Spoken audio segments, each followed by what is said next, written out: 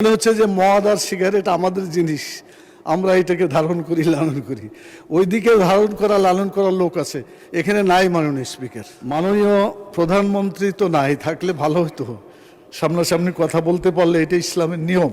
তবে উনি যেখানেই থাক উনি শুনছেন, উনি নিশ্চয় শুনছেন, অথবা শোনানোর মতো প্রচুর লোক আছে। তো উনি গত কক্সবাজারে একটা বক্তব্য রেখেছেন বাজেটের ব্যাপারে। বাজেটে তো আলোচনাই হয়নি, আমরা কেবল শুরু করলাম। উনি বলছেন যে মানে জামাতকে লক্ষ্য করে, আমাদের বিরোধী দলকে লক্ষ্য করেই বলছেন যে ওনারা এটাকে গণবিরোধী বাজেট বলেছেন, আর এখানে ওনারা মদ এবং সিগারেট এর মূল্যকে কমানো হয়েছে, এটা বাড়ানো হয়েছে, কিন্তু এটাতে আমরা নাকি প্রতিবাদ করেছি যে কেন বাড়ানো হলো। মনে হচ্ছে যে মদ আর সিগারেট আমাদের জিনিস, আমরা এটাকে ধারণ করি, লালন করি। ওইদিকে ধারণ করা লালন করার লোক আছে, এখানে নাই মাননীয় স্পিকার।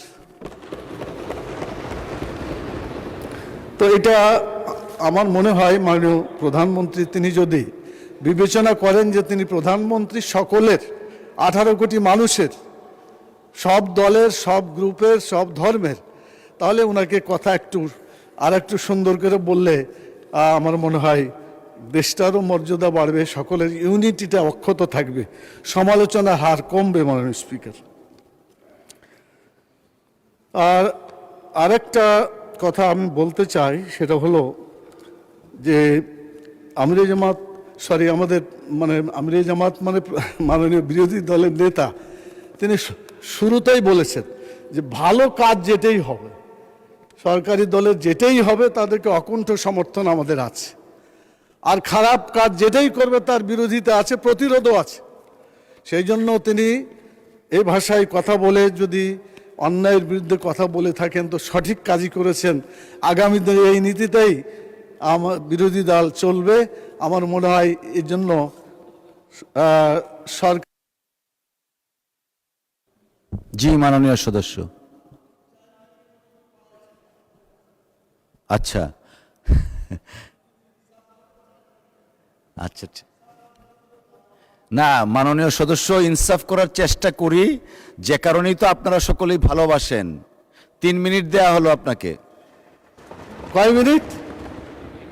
3 মিনিট। আচ্ছা ঠিক আছে, আমরা ছোট দল মনে করে আপনি কম করলেন, ঠিক আছে। আমার সময় তো একটা গিট্টু দিয়ে রাখেন, ঠিক আছে। তো এই জন্য আমরা সম্পূরক বাজেট এটা পাশ করার কথা, আগামীকালকে সম্ভবত আপনারা পাশ করবেন, মানে আমরাই পাশ করব। তো সেখানে আমার মনে হচ্ছে যে খরচ আগে করে ফেলে তারপরে অনুমোদন চাওয়া, এটা বোধহয় সায়েন্টিফিক কথা নয়। সায়েন্টিফিক হতো যে অনুমোদন দিয়ে খরচ। এখন আমরা যতই বলি না কেন, এটা আর ফিরিয়ে আনা যাবে না, কাজ তো করেই ফেলেছে, আকাম তো করেই দিয়েছে, আর কি করা যাবে। এখানে দুর্নীতির ব্যাপারে, অপচয়ের ব্যাপারে কোনো কথা আসে নাই। টোটাল বাজেট বক্তৃতায় অপচয় যে করা হয়, মাননীয় স্পিকার এই সংসদ ভবনে কতগুলো ঘর আছে, একটা ঘরে 18 থেকে 36টা পর্যন্ত লাইট আছে, একটা দুটো জ্বাললেই তো হয়। এত অপচয় করলে আল্লাহ ধরবে না? আল্লাহ তো পরিষ্কার বলছেন, ইন্নাল মুবাজ্জিরিনা কানু ইখওয়ানাশ শায়াতিন, মানে অপচয়কারীরা শয়তানের ভাই। তা আমরা সবাই শয়তানের ভাই হয়ে যাব যদি অপচয় না ঠেকাই। সেই জন্য আমি বিনীত আবেদন করব, মাননীয় অর্থমন্ত্রী অপচয়ের ব্যাপারেও কথা বলবেন সামনে। উনি এই কথাগুলো খুব বেশি আসছে বলে আমার কাছে মনে হলো না। অল্প দিন লেখাপড়া বেশি করা যায়নি, দু একটা অল্প পড়া হয়েছে, বেশি পড়লে হয়তো আরও কথা বলা যাবে ইনশাআল্লাহ। আর এরপরে আমি যে কথা বলে আমার কথা সংক্ষিপ্ত করতে চাই, সেটা হলো সুদের জঘন্য যে একটা পাপ আছে। আল্লাহ রসুল হাদিসে বলছেন এই সুদের মধ্যে 70 ধরনের গুনাহ আছে, অপরাধ আছে, এবং সবচেয়ে ছোটটা হচ্ছে নিজের মায়ের সাথে জেনা করা। এই জঘন্য পাপ শতকরা 90% মুসলমানের দেশে কেন থাকবে? এটাকে উৎখাত করা, এটাকে হারাম করা, এটাই তো ছিল আমাদের কাজ। এটা বিবেচনা করার জন্য সকল মাননীয় সংসদ সদস্যদের দৃষ্টি আকর্ষণ করছি। কবরে গেলে প্রশ্ন করা হবে, আমার দিনকা, তোমার জীবন বিধান কি ছিল, কোন আইন অনুযায়ী দুনিয়ায় চলেছ, তখন সবাই বলবে যে ইসলাম। এখন অবশ্য ইসলামে নুরুল ইসলাম নিয়ে আসে, অন্য ইসলাম খুঁজে, তখন কিন্তু সঠিক কথা বোঝা যাবে। ইসলাম মানে ইসলামী, এটা কোনো ব্যক্তির বা দলের নামের সাথে সম্পর্কযুক্ত নয়।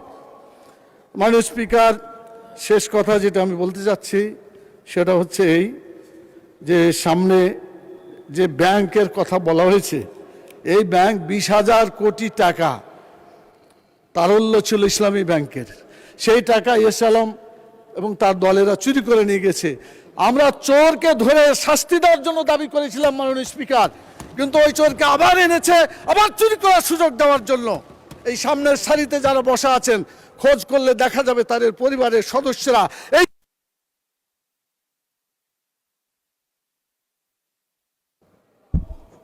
জি, ধন্যবাদ মাননীয় সদস্য।